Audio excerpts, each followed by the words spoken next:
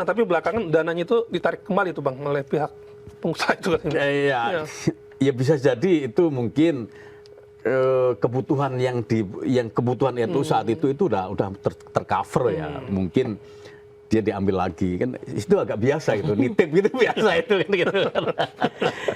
Kalau kita Dan ngomong ini kan orang swasta ini. Ini orang swasta, bukan orang negara. Pengusaha. Tapi kan dia menjadi bendung BBN di situ Bang. Permasalahannya di situ kan. Ya, kalau menurut saya itu sebenarnya lebih kepada afiliasi politik yang berubah ya. Maming ini kan awalnya bupati dan lebih pro merah kan, anggota merah. Bisa saja elit-elit merah itu marah dalam tanda kutip. Kamu ngapain pindah ke hijau gitu. Udah kita hajar aja dah gitu. Oke, paham.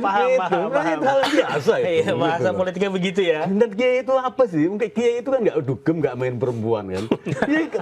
Dia paling pergi jauh umroh kan, ziarah itu saja kan. Duitnya nggak banyak yang dibutuhin gitu loh.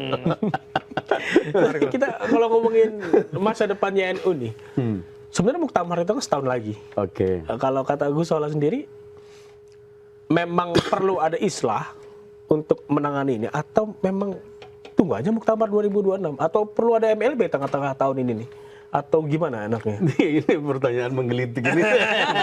Karena sebagian kiai sepuh itu mendorong MLB Bang. Muktamar luar biasa salah satu Ini ya, iya, rekomendasi ya. rekomendasinya. Iya. Kalau Gus saya kan untuk muktamar tahun depan.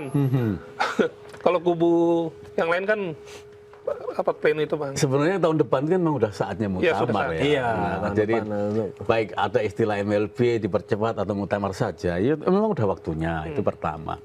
Kemudian yang kedua, islah menurut saya itu ketika Sultan udah deklarasi, kemudian reposisi Muhammad Nuh dari salah satu Rois Suriah menjadi Khatib Am ya, kemudian mengganti sejumlah apa namanya, kemudian satu sisi Gus Yahya udah mereposisi Saifullah Yusuf dari Sekjen menjadi salah satu ketua di situ bidang pendidikan dan media, mengganti Pendum Gudwan Arif, ya kan, dengan Sumantri dan semacamnya. Setelah itu menurut saya nyaris mustahil. Ya kan? Nyaris mustahil. Nyaris mustahil. Nah, kalau nyaris mustahil, Gus Yahya udah ngomong bahwa saya akan ambil langkah untuk ranah hukum. Kalau ranah hukum saya khawatir itu kayak PKB 2008. iya. Yang menang Muhaimin. Ini yang menang adalah Gus Yahya itu gitu. Nanti jatuhnya kayak PKB lagi gitu. PKB lagi itu mirip itu gitu. Ya. Tapi sebenarnya dari keruwetan ini gitu kan, siapa yang paling diuntungkan dan siapa yang paling dirugikan sebenarnya kayak gini?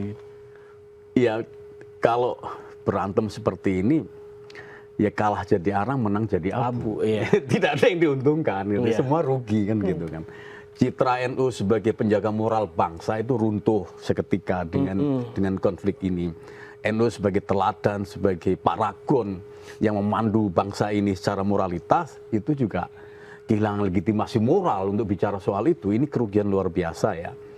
Nah, kemudian efeknya adalah ketika trust publik, trust negara kepada NU itu hilang, ini susah mengembalikan ke zaman Gus Dur, zaman Kiai Said, zaman Kiai Hasim dan semacamnya. Ini kerugian yang tak ternilai menurut saya.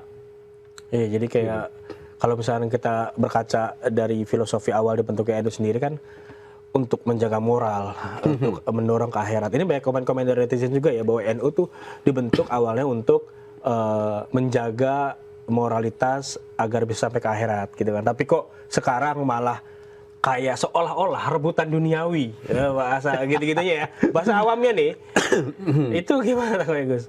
Iya, lagi-lagi rebutan ghanimah. Iya, takutnya kayak perang Uhud jadi kan. Jadi kan memang Ketua Umum PBNU, Sekjen, Rois Am atau Khatib Am bahkan itu mustahil untuk tidak tergoda pada urusan politik.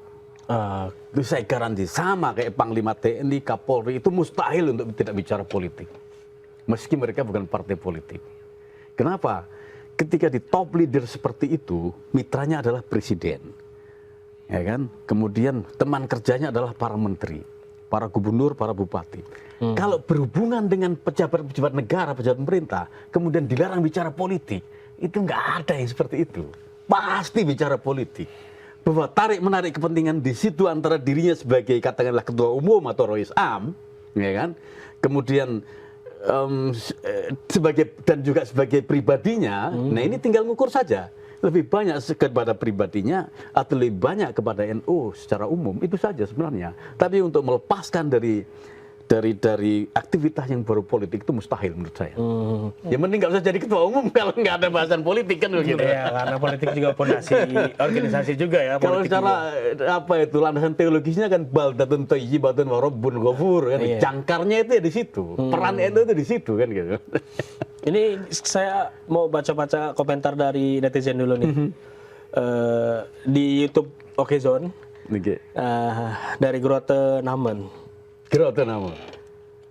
Gus Yahya dipecat Rois Am, tapi Gus Yahya pecat Gus Ipul.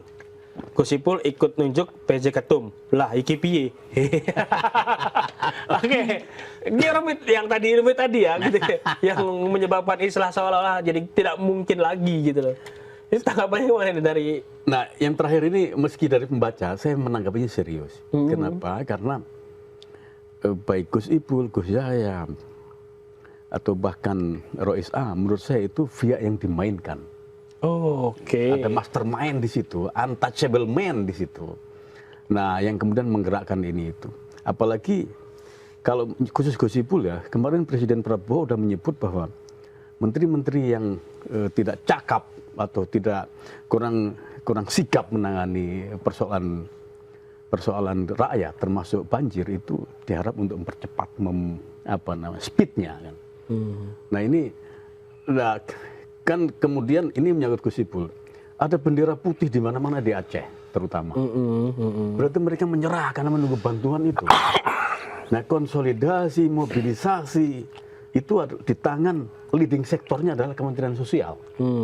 Di sisi lain Gus Ipul lagi memperbaiki masalah PBNU ini, Mas. Di sisi lain di sini saya dengar bahwa Gus Ipul tidak full time untuk ngurus PBNU. Kenapa? Karena full time sebagai menteri. Iya, betul. Sekelas pengurus besar Nahdlatul Ulama, sekjen, orang kedua setelah ketua umum, kemudian part time, paruh waktu, atau bahkan seperempat waktu, ya jelas hancur ini barang. Jadi kesempatan sekarang bagi Gus Ipul, lepas dari PBNU atau mundur dari menteri. Nggak ada pilihan lain. Nggak boleh rangkap jabatan, Bang, berarti. Nggak boleh rangkap jabatan, ini sama-sama strategisnya. Wakil sekjen PBNU nggak boleh paruh waktu. Harus full time, apalagi seperempat waktu. Kan dia hanya weekend aja kan. Apalagi setelah jadi menteri, saya dengar Gus Ipul itu 6 bulan terakhir jarang beraktivitas, kecuali di hari libur. Ini parah ini. Nah, kemudian kalau Gus Yahya, kita lihat visualisasi di media ketika pleno di Hotel Sultan itu, saya menangkap bahwa kata-kata yang terukur, kata-kata yang sistematis, kata-kata yang penuh program itu dari Muhammad Nuh. Profesor Muhammad Nuh ini dulu adalah aktivis ISMI Surabaya. Ketika dia jadi direktur PEN. PEN itu Politeknik Elektro Negeri Surabaya.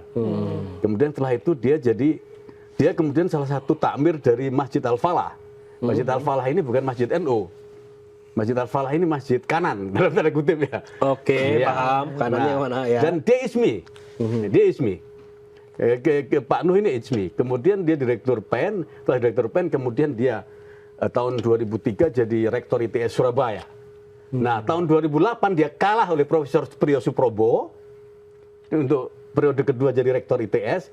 Kemudian karena nasibnya beruntung dia tarik SBY sebagai menteri Infokom pertama, menggantikan Sofyan Jalil. Ya. Nah, ini. Nah, di situ keahlian Pak Nuh sebenarnya. Karena di S2 S3-nya adalah bicara soal dunia digital ketika dia di Perancis itu.